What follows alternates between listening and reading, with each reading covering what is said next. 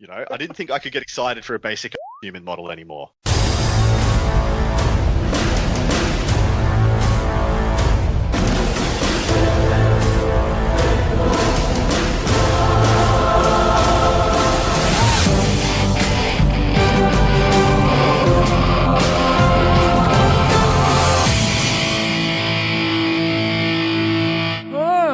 Webway has finally brought you here. Behold, Forge the Narrative. Hey everybody, welcome to Forge the Narrative. My name is Paul, your host. We're all about All Souls podcast. I'm joined by Adam Camilleri. Evening, everybody. Hope you're having a good day. Tanya Gates and Red Powell. Hey everybody. What up? It's Tyranid time. It is Tyranid time. First codex of the brand new edition. Some would say an unenviable position in the lexicon of the game. I say enjoy your brand new spicy incredible models, and let's get stuck into this edition proper. Can we talk about the models for a second? Because there are some really cool things coming out. The Norn Emissary, which we'll talk about. I've built it. I've painted it. It went together like a dream. I think the whole thing built in less than an hour. Can I just say, I was very sad to see the legending of what I previously thought was the most iconic and best-looking Tyranid Gribbly, the Dimachron. Envisioning everything that I loved about Tyranids when I was a kid, in that they were very Geiger-esque in that kind of edition of the game, and then they transitioned into this. It was an incredible model. And the Norn is like the next generation of that concept, taking it even further into the IP of Tyranids, away from that, but still like resonating with everything I love about the faction. It's so freaking good. It's a dual kit. You can build the adversary also in there. The assimilator or the emissary, yeah. That's right. That's right, the assimilator, yeah. And there's Death Leapers coming out, which is cool. Also, that's one of the ones that, like, one of the brand new preview models. We talked about that a little bit. Yeah. Lictor. The Lictor is, you can build the Lictor in different poses, and that one was a little bit tricky. We can talk about that if we talk about his rules and stuff too. When I say a little bit tricky, is that to get that pose just right, it seemed that, believe it or not, it's like the smallest model, but it took me the longest to build. There. New Gene Stealer models, Hormigants, and a new Byrivore/Pyrivore. Praise be for the new Gene Stealers. The biggest wingspan on the smallest base was what they were for the majority of that model's existence. It was like a 40 mil footprint on a 25 mil base. And it was just awkward. Yeah, they weren't stealers of genes. They were stealers of everything: your models, your clothes, the terrain. Yeah. The only thing that I think of when I see them is jazz hands. Absolutely. The new models look, very similar to the old ones. So I don't think that you'd have to rush out and replace all your Gene Stealers if you did not care to do so. But what you will want to do, just like you're talking about, is throw them on those 32 millimeter bases. Because anyway, they'll stand up probably a little more than they have for the last 30 years.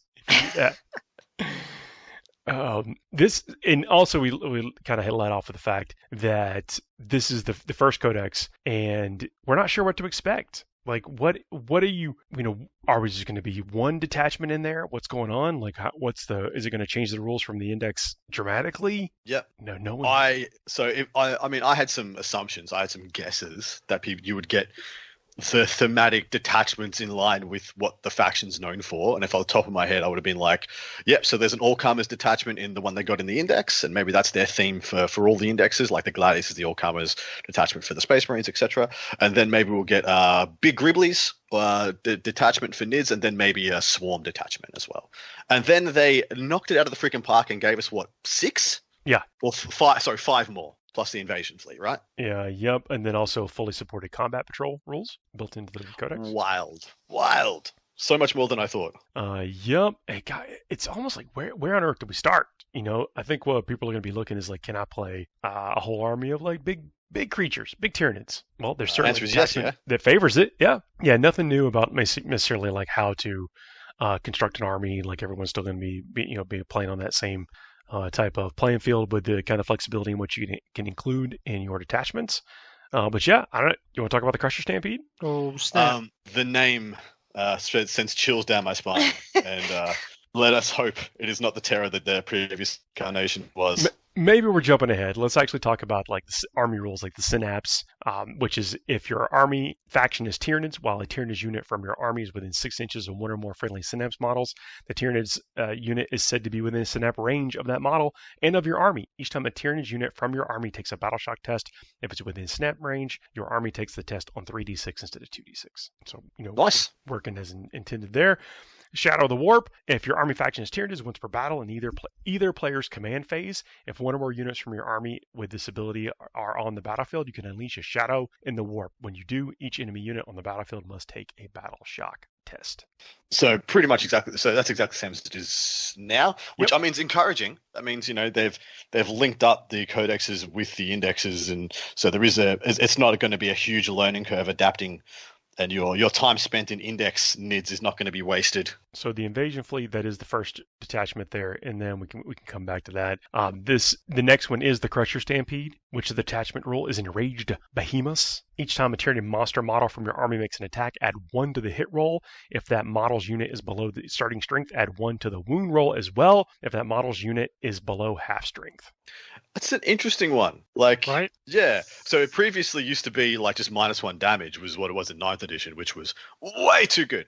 And now you actually, the Stampede starts when you start picking at the big Gribblies. But the increased durability means that your Gribblies stay alive a lot longer. It's not like it used to be where it's like as soon as I can, no matter what it is in the game, as soon as I can see it, I just oath a moment, it's gone. And that might be true for one thing, per turn now, but any chip damage is detrimental. So I actually quite like that. It's like if you got a couple of bolt pistols, you're like, should I shoot the card effects, or am I just going to power it up by making it angrier? Yeah, give it add 1 to the hit roll, which can be bad. The enhancements here: Ominous Presence. The Tyranid monster model only add 3 to the bearer's objective control characteristic. I think that's going to be a sneaky one. I don't know how much OC has been affecting y'all's games, but it matters. It does. I think it's may not be the most prevalent mechanic in the game, but it definitely matters in my opinion. I think especially what Paul with Blood Angels, right? Dante's ability to just battle shock folks. I think it has a lot of interesting play throughout the game, so it's good to see them trying to lean on it a little more. Yeah, Enraged Reserves, Tyranid monster model only. If the bearer is destroyed by a melee attack, if it has not fought this phase, roll a d6 on a 3+. Do not remove it from the play. It can fight after the attacking model's unit has finished making its attacks, and then it is removed from play. Nice. Man. Buying an enhancement and then having to roll for it. I don't typically have luck with those. Well, that's some old. Where have we heard that before? Wasn't that one of our favorite sayings? I hate paying CP for a chance. Yeah. Like I'd rather play more CP for a certainty. I used to be me with the Black Templars, 4+ to deny, turn off a psychic ability. I'm like, I'd rather play 2 to just have it not happen than pay 1 and feel like a goof when I fail essentially the coin flip. Yeah. So you're right there. So the Null Nodules is the next one. Tyranid monster only. Once per battle, when the psychic attack is allocated to the bearer, it can use this ability. If it does, until the end of the phase, the bearer has a Feel No Pain 5+ against psychic attacks. Remember, that's not just smites. That could be anything with a psychic keyword. Monstrous Nemesis is the next one. Tyranid monster only. Each time the bearer makes a melee attack that targets a monster or vehicle, add 1 to the wound roll. Would stack. Yeah, that would stack with the Enraged Behemoths, right? Surely. Add 1 to the wound roll if you're below half strength, and then add 1 for Monstrous Nemesis. But you can't stack them, right? You can only get +1 to the wound roll. You can. At a time. Yeah. That's what I was. That's what I'm asking. Is like, does that stack? Yeah. Probably not. Yeah. +1s to hit and to wound and things like that nature. Don't go above +1 or -1. And so that would only be really valuable if you're fighting something that is -1 to wound already. Which there are things like that in the meta at the moment. I think is it Lich Guard that have -1 to wound? Yeah, but I would also like to not be below half strength. So maybe you always pack the Monstrous Nemesis. So you don't have to worry about that. The Orcs -1 to wound stratagem comes in real hot, so actually being able to stack those in order to negate that is pretty cool. Like that. Getting into the stratagems, each one of the detachments has its own stratagem package as well. Corrosive Viscera. When in your opponent's shooting phase or the fight phase, just after a Tyranid monster model from your army with a Deadly Demise ability that cannot fly is destroyed, you can use a stratagem on that model even though it was just destroyed. Do not roll a d6 to determine whether the mortal wounds or inflicted by your model's deadly demise. Instead, mortal wounds are automatically inflicted. Auto boom. That's kind of cute. That's something we don't see right now. I love that they've had the foresight to not put it on something with wings, so you can't just slap it on a harpy and just fly it right into your opponent's lines with that huge base and or wingspan. I actually don't know does the demise come off the wing or come off the base for measuring? I actually don't know with aircraft. So. That's a good question. If it is off the wings, dear God, no. It's like half the table. Well, thankfully the designers have thought about that. We don't have to worry about, but that's a 1 CP stratagem. Another 1 CP, rampaging monstrosities in the fight phase. 1 Tyranid monster unit from your army that has not been selected to fight. Until the end of the phase, each time a model in the unit makes an attack, you can reroll the hit roll. That seems really good. Especially for 1 CP. It's really good. Yeah, and it's not just like rerolls of 1, and it's not failed hits. So if for some reason you need to fish for, I don't know, lethal hits or whatever, like just pick it all up, reroll it. Like that. Savage Roar, the next one. Target Tyranid monster unit from your army that was selected as the target of 1 or more attacks. Attacking units attacks. The enemy must take a battle shock test until the end of the phase. Each time a model enemy unit makes an attack that targets your unit, subtract 1 from the hit roll. If that battle shock was failed, subtract 1 from the wound roll as well. I don't mind that. I like it. Untrammeled ferocity. I have to quickly look up what trammeled means. Red, what does that mean? Yeah, man. Untrammeled. I feel like you have the biggest vocabulary out of all of us. Wow. So that's why I'm that's why I'm referring to you. So the flavor text here is Trammeled. encircling and entrapping such physically powerful and fearless beast is nigh on impossible. Yeah, it's I mean, untrammeled, unhindered, unrestricted, whatever. It falls in that vein of synonyms. There we go. So 1 Tyranid monster from your army that has not been selected to move this phase until the end of the phase. Models in your unit can move through enemy models as if they were friendly models, and until the end of the phase, any desperate escape test those models must take are automatically passed. That's 1 CP.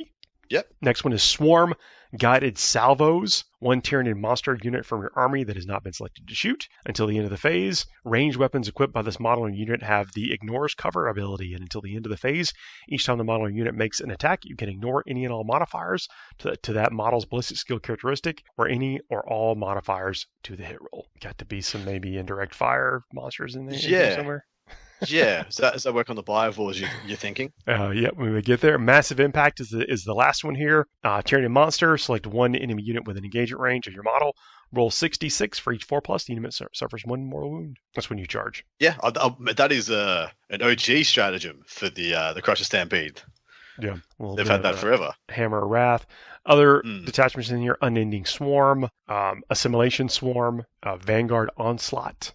Just give us the what's the flavor? If they got a flavor text for what these are, because from the name, it could be a couple of different kind of NID archetypes that they're trying to push. Well, actually, we can talk about the detachment rule, and that will probably kind of influence, what, absolutely, that'll tell think. us everything. Yeah, so let me go back up here to the Unending Swarm. Insurmountable odds. Well, here it actually is the flavor text. When Hormigons and Termagants and other such expendable warrior organisms attack en masse, they make up for their comparative fragility with sheer numbers, coupled with the speed and ferocity of their onslaught, which only seems to increase as the prey try to gun the creatures down or drive them back.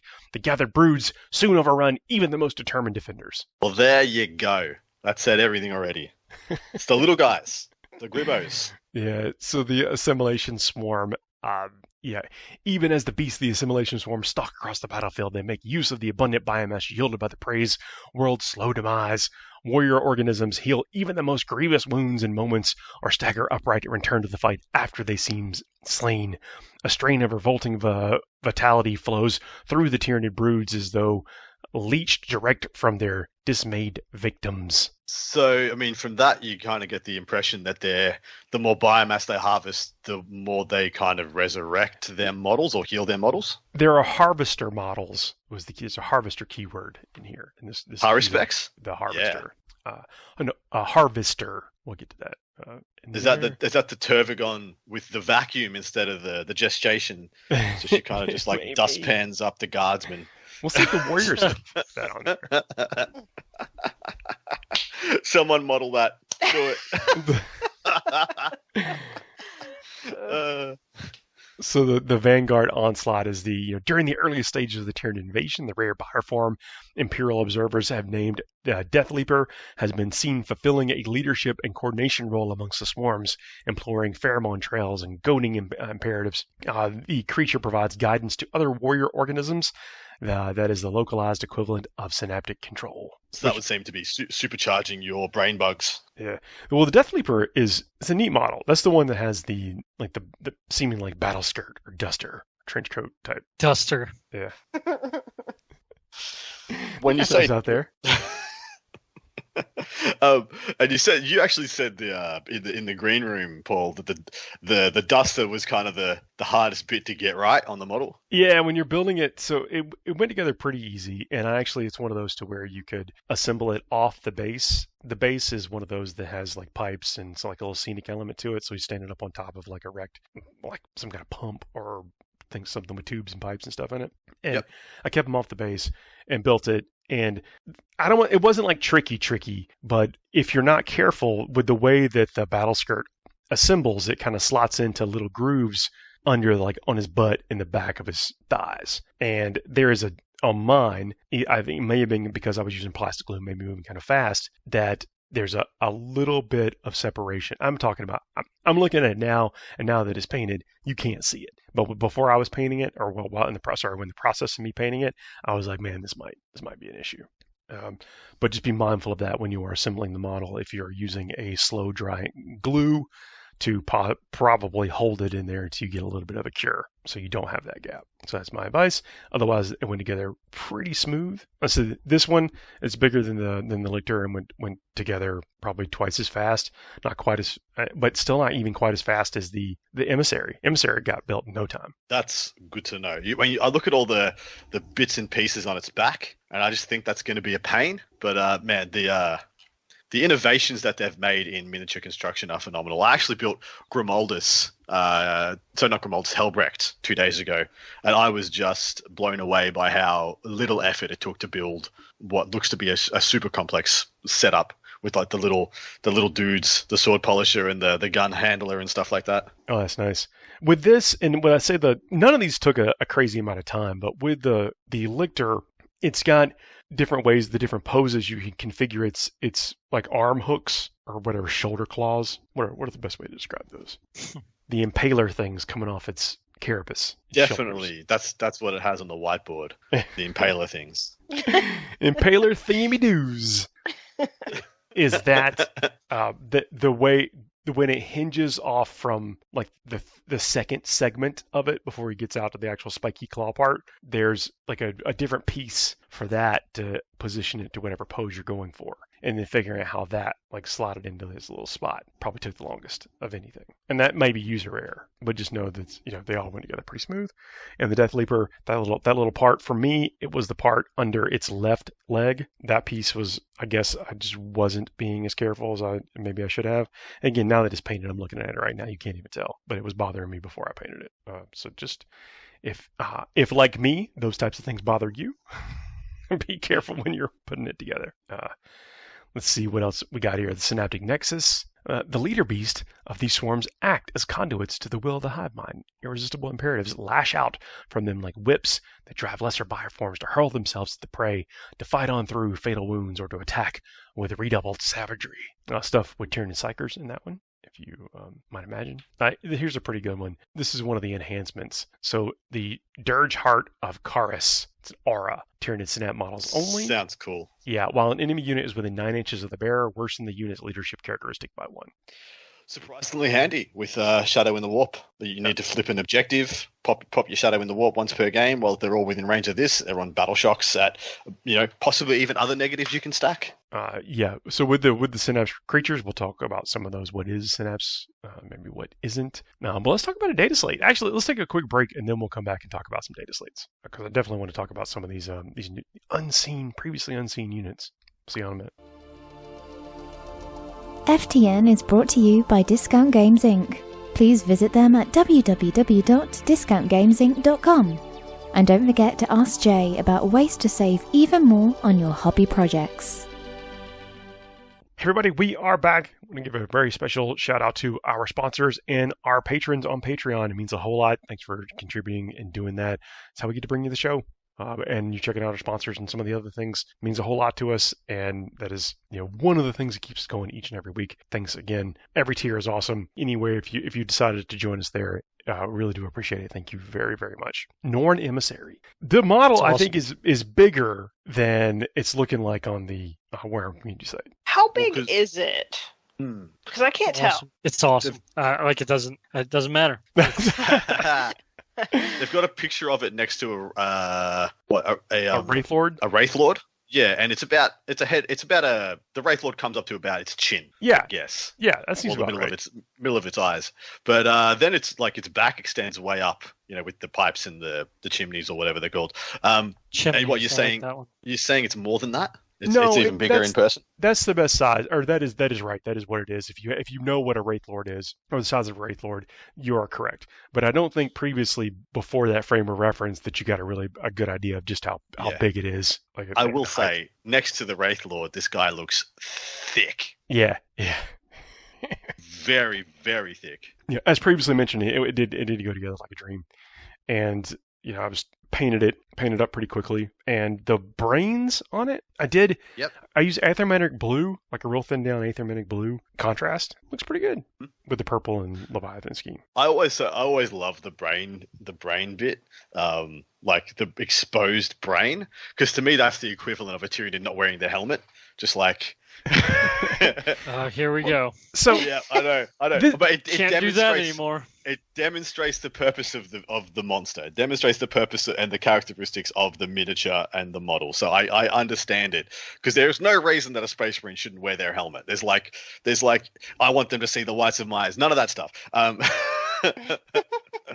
But when the hive ships like deploy the emissary, they're like, this Gribbly is pretty important. We should probably have its brain exposed. I adore it. Anyway, the brains look, they're very fantastic. similar. They look awesome. Yeah. So this leads me to the questions. Like, so the Tyranid brain, did it do like all brains throughout all galaxies look similar to this, or is this an evolution after it's consumed human biomass? That's a good one. That's a very good one. You're saying if it like ate a bunch of like sentient earthworms, it would have a trail of like 8 or 9 little brains up its head instead of like one big one. I mean, that's my question. That is my question. Like, fascinating. Fascinating question, Paul. I love it. If anybody knows, let us know. If there's like a tiny little bit of flavor text on like the Doom of Malantai from eons editions ago, it just says it got this way by eating this and this on a strict diet of breadcrumbs and diplomatic emissaries. I don't know. Human toes. Rogue traders. Yeah. Yeah. I mean, same with the Zoanthrope, I guess, which is floating brain.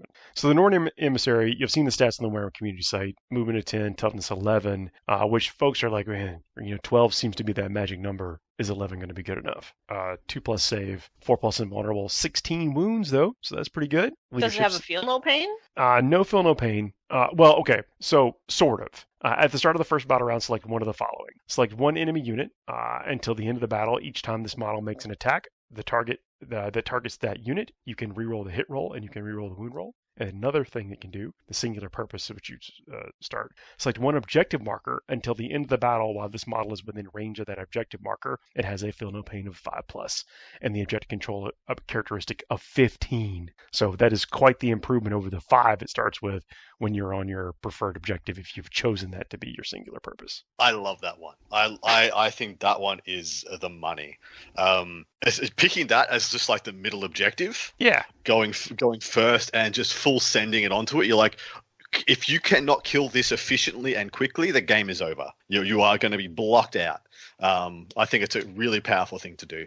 I wonder if there are restrictions on this because you could, theoretically, you take 3 of them, and then on turn 1, I don't know how quickly these guys move, but theoretically, let's say there's an ability 10 inches move is the base. Yeah, so with an advance, you can make mid-board objectives. Let's say you're playing in like a table quarters. I think it's a search and destroy, where you're 9 inches from the center, one, and then only a couple. You have 3 of them, and first turn advance. Okay, so the one that's going up to the left one picks that objective, one on the bottom right picks that one that going to the middle picks that one, and bang, bang, bang, you got one on all 3 middle objectives with 15 OC, toughness 11, 2 up, 16 wounds with a 4 up, 5 up, feel no pain, 4 up involve, 5 for no pain. Just like, lol. Yeah. You've only got 1 oath a moment, baby. Let's see. A little bit more on the feel no pain is that the model has a 4+ feel no pain against mortal wounds. That's not bad either. Yeah. Wait, all mortal wounds? Yeah. Mortal wounds. Feel no pain, 4+ ability against mortal wounds. Ooh. So legitimately, it doesn't die to a Wraith Knight activation. It does a single Wraith Knight activation, unless they spike like crazy on the roulette wheel of 6s, does not kill this thing in one go. They don't have to roll dice. Well, no, because they get 1 6, and the roulette wheel is how many other 6s they get. Okay. Yeah, the roulette wheel. If they get 3 6s, I'm sorry, there's nobody. Did you bring a Warhound Titan? Maybe. Nothing gets through that if they manage to rip like 3 6s off the Wraith Cannons. But 1 or 2, theoretically, this guy makes it through. 4d6 if it gets 2 6s, only on average is 14 wounds, is not enough to kill this guy, and then it still gets the 4+ in addition. So there is some. I mean, I actually love that ability. Holy crap! I want to see how many points this guy is now. Yeah. We'll get there. Ranged weapons. But it's not an epic hero, by the way. I think you were mentioning, can you have more than one? And it is not. Yes, that's pretty much what I was Oof, okay. Exciting. Crusher Stampede, triple emissary. Let's go. So it has 3 different profiles on its ranged attack. They're all 18 inches though. They're psychic tendrils. One is a neuroparasite, neuroblast, neurolance. The neuroparasite has 2 attacks, hits on 2s, strength 8, neg 2, AP, D3 damage. The neuroblast is a blast psychic attack. These are all psychic attacks, by the way. 18-inch, 2d6 attacks, strength 6, neg 2, 1 damage, and then a melta neurolance, which gives you 2 attacks, hitting on 2, strength 12, AP, neg 3, D6 damage. So I don't know if that's a powerhouse in the combat ability, the shooting ability. But for its melee weapons, monstrous scything talons, 6 attacks, hits on 2+, strength 9, neg 2 AP, 3 damage apiece, and has rending claws as extra attacks, gets 4 extra attacks, strength 7, neg 2, 2 damage. I mean, that sounds pretty respectable. Yeah. Let me get the points on this. Points as printed in the codex. Well, please stand by.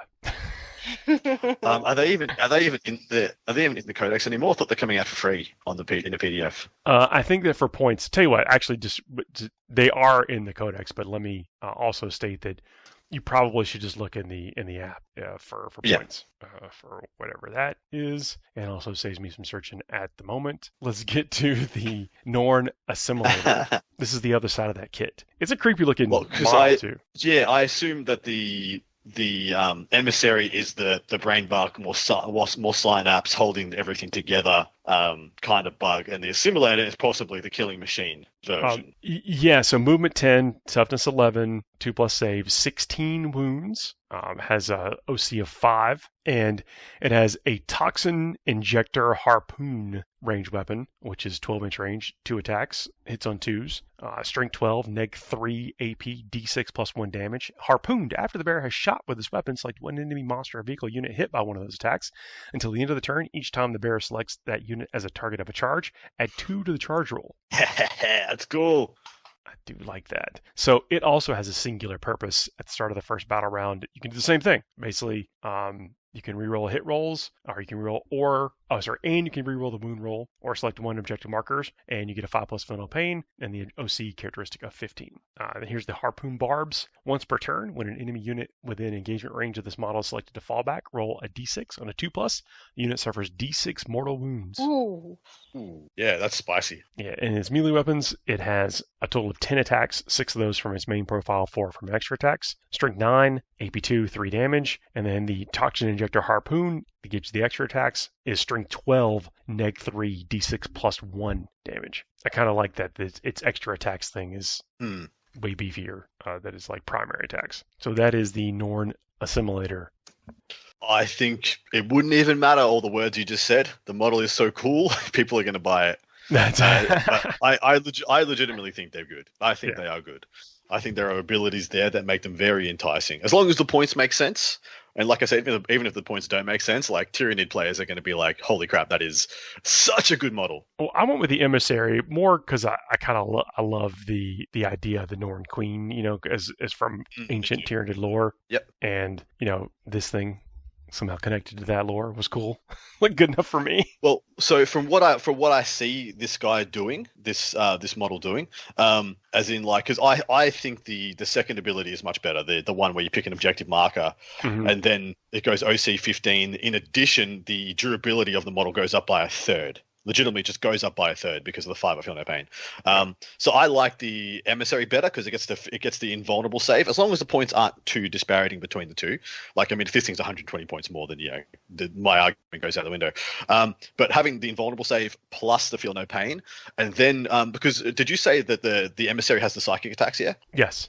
So the Emissary is has better range on their attacks. That the harpoon on the 12 inches on the simulator is like, don't come within 12, whereas the psychic tendrils is range 18. Move 10 though. So I mean, you do have it's true range, but I'm with you that on your point that but the way I see it happening is that, so in my head, just off these abilities, is that you get your Emissary or Simulator onto an objective, and then force your opponent to do something they don't want to do to try and come and get rid of it. Whilst you're playing, you got lictors, you got little gribblies, you got gargoyles playing, I guess, defense or body block or shenanigans, stopping them from getting to that objective.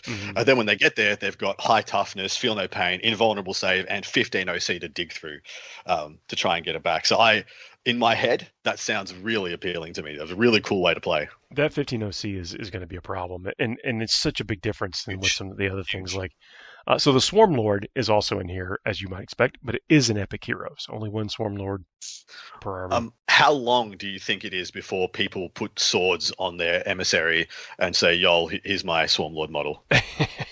Go for it. They don't shape up to each other at all. I'm sorry to the Swarm Lord and the old Hive Tyrants, but you have been superseded by the new grandeur of the Norn. So I mean, you could build your models however you want. That'd be yours, right? But the head of the Assimilator is pretty aggressive.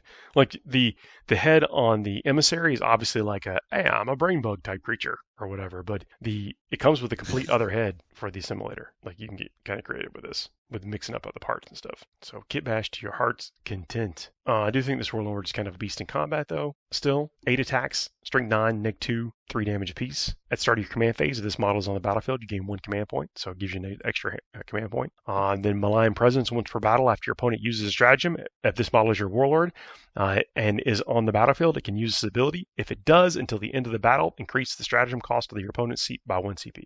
So that's a Vect-like ability? Yes. Which we should say is like a colloquialism that people have adopted since 8th edition, which was when you used to have a command point that would make other people's stratagems cost more command points and or deny them. Like, you would spend 3 CP and just say, no, your stratagem does not happen. And so that was called Vect. And so since then, we've had this term called Vect for anything that would mess with your opponent's CP expenditure. So, sorry if that was confusing to new players. And that's just an ability. Good old times of Vect. Yeah. Yes. The Swarm Lord gets. Like, you don't need to spend anything to do that. Yeah. It used to be so funny. Sorry. It used to be so funny when, like, psychologically you'd spend your 3 CP and just slap the stratagem card out of your opponent's hand and say, no, you don't get to fight twice, shoot twice, or whatever else you were going to do. Vect says, no, sir. It was always so funny. Rude. It was rude. I loved it.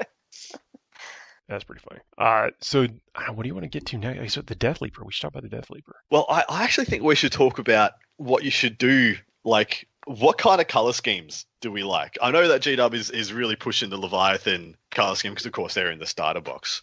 And y'all heard me talk about it a couple weeks ago about that. How I found a pretty low tech Leviathan color scheme to pull off, and it's repeatable. So it's not hard to do. All right, so I'm little Jimmy, and I've just gotten my Leviathan box. I've got my Hearth of Leviathan. I'm going to run out. I'm going to buy a lot of the new kits. What do you reckon is the easiest way to get this army up to scratch? That's a good question. And ready for play. Open to ideas. So here's what I would do. If I want to get it done fast, I would buy a black rattle can primer. And then I think I would buy a white rattle can primer. And prime the whole thing black, right? And then I would just 45-degree angle around the mini with the white. And then I would just slap some contrast paint on however my heart desired. Done. That's pretty. So when you're saying the 45-degree angle, you mean trying to spray the underbelly? Because I mean, you can really break down a NID model to being the carapace portion and then kind of the underbelly, the everything else portion. No. You got the kind of the fleshy bit or whatnot. Is that what you're getting at? No, you just you just prime the whole thing black, and that's going to be your shadows. Oh, I get you. Yeah. And then you're going to essentially hit from above with the white at a 45-degree angle down. Like so a highlight. On everything, and that does your highlight. And then when you put the contrast paint on, it does all the work.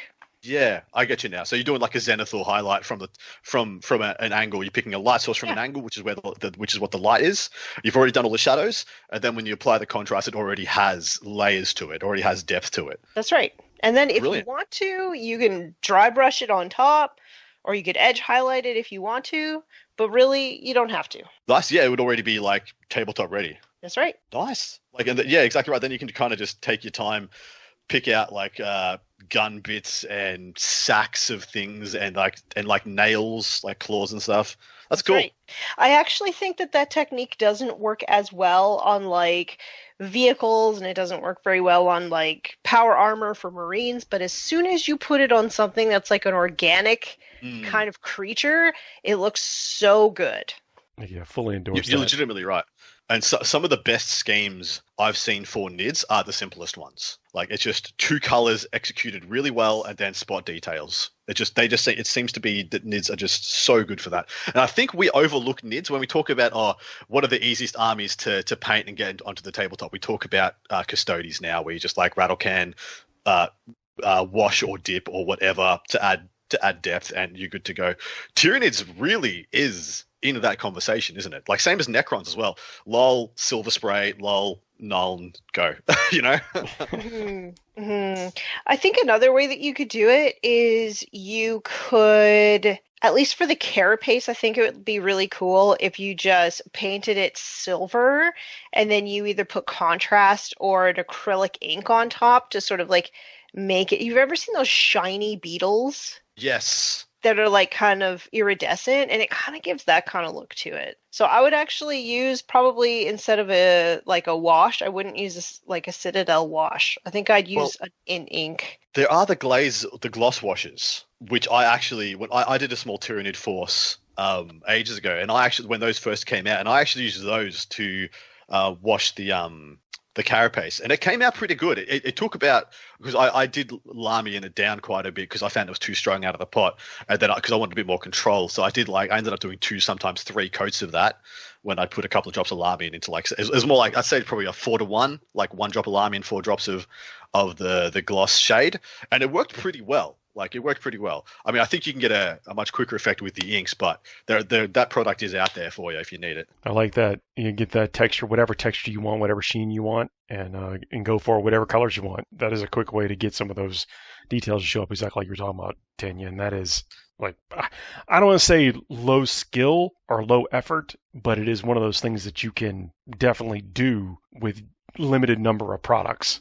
And it's fast. Like if you just bought all these new models and you can't wait to play with them and you really just want to get them painted to like a pretty good standard, I think both of those techniques gets it done fast, and it gets it so that everybody will come up to the table and just tell you how great it looks anyway. Yeah. It's a beautiful stopping point for like, they're done enough, but then you haven't done anything that's going to stop you going back and doing more whenever you want. Like it's just a midway point of like, yep, this is tabletop. I mean, I think so many different paint ranges have systems set up to get you to that point, and then here's the extension, here's the highlights, the edge colors, the etc. to go further. And what Tanya just described, I think, is even better because of the Zenithal, the pre-shade almost is what a lot of people call it. Gives you an even better launching point to push your models further later when you get time. Very nice. Try that. Let us know how y'all do out there. The Death Leaper. Death Leaper is an advancement of the Lictor strain. Really? To act as a terror weapon. Yep. You don't say. This thing has a lot of abilities. So the abilities is fights first, infiltrators, lone operative, and stealth. Spicy. It's good. Yeah, and synapse. Movement of 8, toughness 6, 3+ save with a 4+ invulnerable save, 7 wounds, 7 leadership, 1 OC. So that might need some help. So feeder tendrils. Each time this model destroys an enemy character model, you gain 1 CP.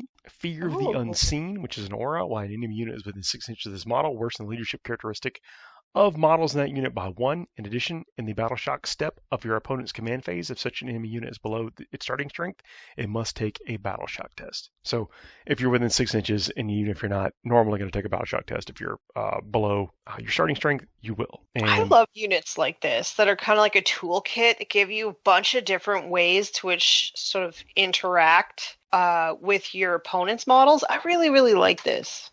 So 6 attacks. I do. Oh, go ahead. I think it's a great point out when a unit has modality. Like, even though you look at Death Leaper and you're like, okay, this is predominantly a melee unit, but you look at what it can still do, even if you don't want to send it in. Like, it has it really good like that.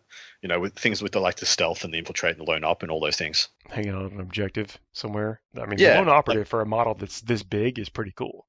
That's going to frustrate your opponent. That might be worth taking all by itself. 6 attacks, hitting on 2, strength 7, neg 2 AP, 2 damage piece. It's not quite a powerhouse. It is an epic hero, though, so you only take 1.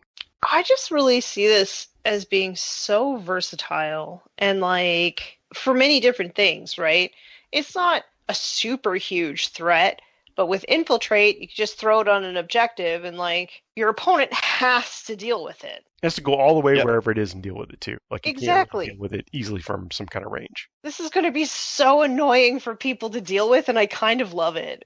Yeah, agreed. The Exocrine is right next to this thing in the Codex, so we must well talk about it as well. The Bioplasmic Cannon, Heavy Blast, 36-inch range, D6 plus 3 shots, Strength 8, Neg 3 AP, 3 damage apiece. Its special rule is the symbiotic targeting in your shooting phase. After this model has shot, select one enemy unit hit by one or more of those attacks until the end of the phase. Each time a friendly Tyranids model makes an attack that targets that unit, reroll hit roll of 1. Nice. Yeah, so now it's a little bit of buff.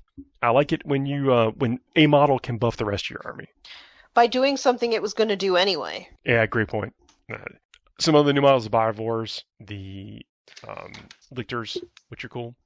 I do really like the new take on Bivors, having it as like a crab beast with a gun on its back. I think that's pretty cool. Zoanthropes, still a thing. Who doesn't like Zoanthropes? I think they're oddly cute. What about it? No, good. I'm extremely interested to hear this one, Tanya. What about them makes them cute? Why is it cute? Yeah. I don't know. It's just okay, so you know how it's got a big head, right? Yep, right? We're following. All right. So whenever you look at a baby creature and it's cute, it's always got its head is just giant. It's smiling too. It's right?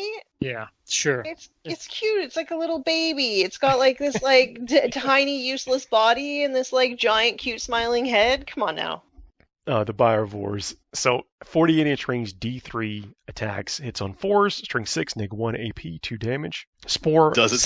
It still makes spore mines? Seed spore mines. Once per turn in your shooting phase, when selected to shoot, one unit with this ability can use it instead of making any attacks with its ranged weapons. If it does, you can add one new spore mines unit to your army and set it up anywhere on the battlefield that is wholly within 48 inches of this unit and more than 9 inches horizontally away from all enemy units.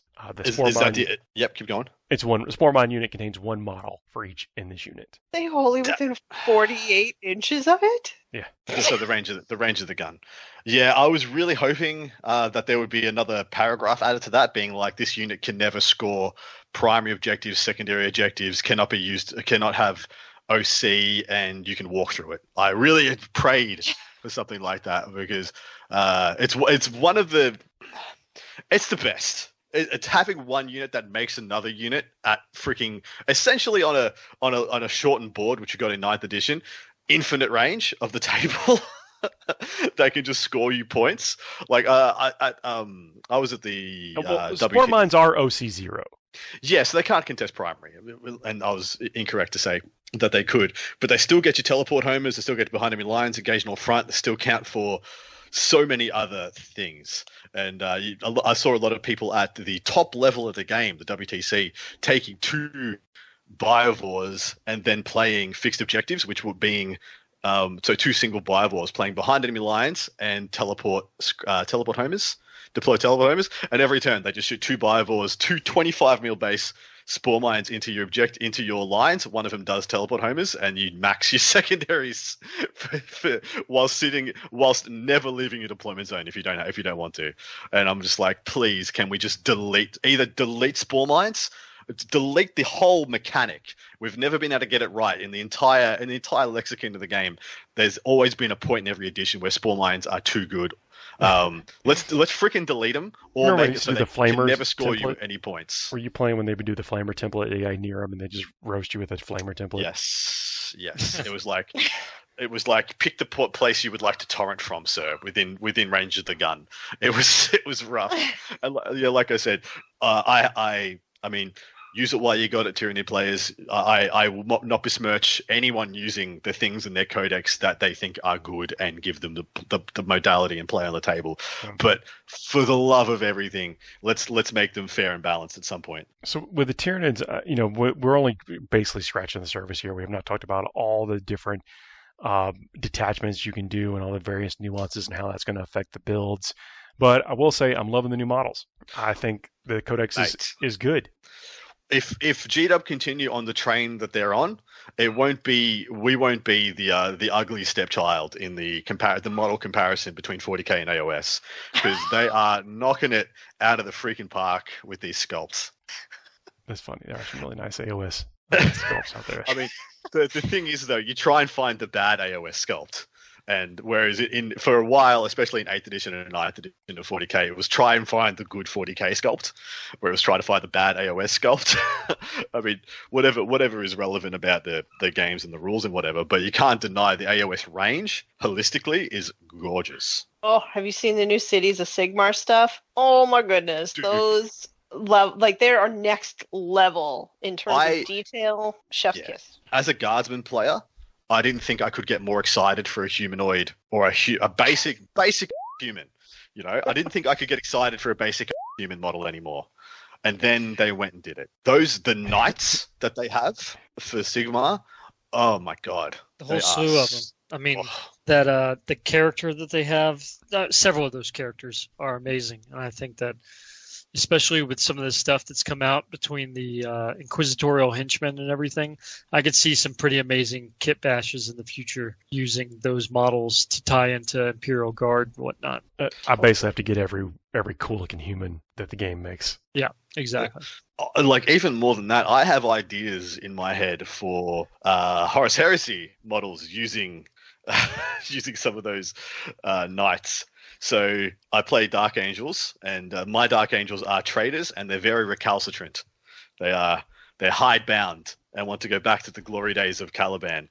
And the Knights of the Order before the Lion literally were just like medieval knights with like rudimentary power armor, with like explosive tipped lances, baby bolt guns, and chainswords. And essentially in my head, if I did a little bit of a kit bash and a little bit of a conversion on some of those knights, I reckon I could make them to be like Knights of Old Caliban. And that excites the hell out of me. That sounds You could fun. use like the weapons from the Rough Riders. They have Yes. those like explosive tipped Exactly right. spears. Yeah.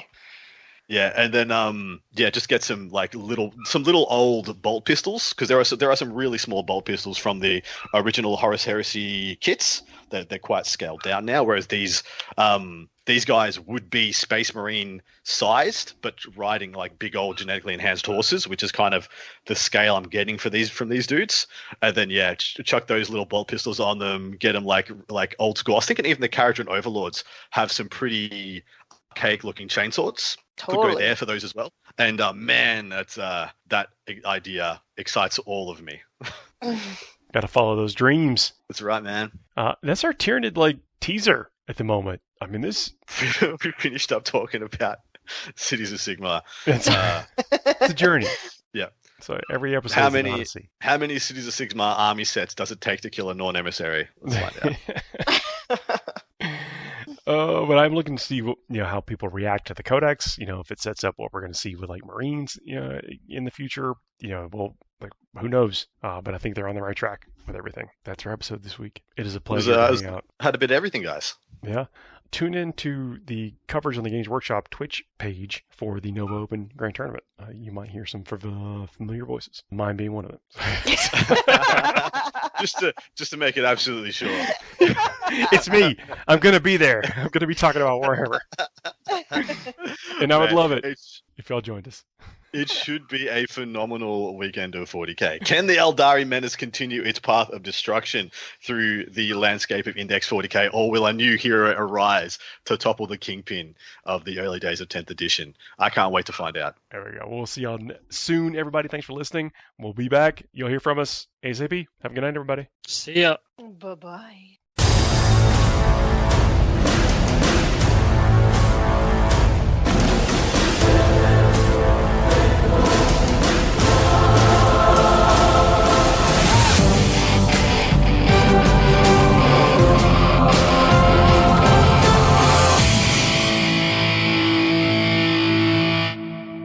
Our craft worlds are sentient beings.